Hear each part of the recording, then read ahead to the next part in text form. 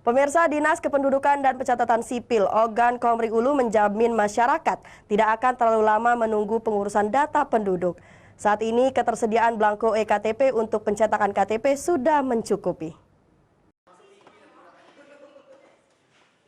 Pasca kekosongan belangko eKTP akibat keterlambatan pengiriman beberapa waktu lalu, Dinas Kependudukan dan Pencatatan Sipil Ogan Komering Ulu menjamin saat ini ketersediaan belangko eKTP sudah mencukupi.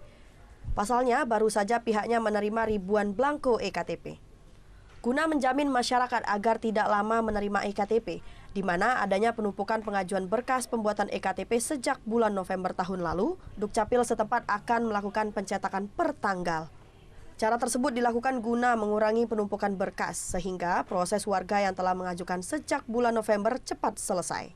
Apalagi banyak masyarakat yang hanya mendapat surat keterangan saja. Nah, jadi pada saat kekosongan belangko, itu ada pengeluaran surat keterangan suket. Nah, kami himbau kepada masyarakat bagi yang sudah menerima suket pada saat itu agar segera menukarkan suket tersebut kepada eKTP di Dukcapil Kabupaten Ogan Komering Ulu. Disdukcapil Oku berharap masyarakat yang sebelumnya mendapat surat keterangan bisa langsung menukar eKTP di kantor Capil Oku. Masyarakat yang akan membuat eKTP diyakini tidak akan menunggu lagi. Pasalnya ketersediaan belangko sudah mencukupi.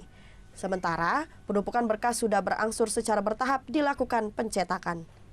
Dari Ogan Komering Ulu, Widori Agustino, iNews, melaporkan.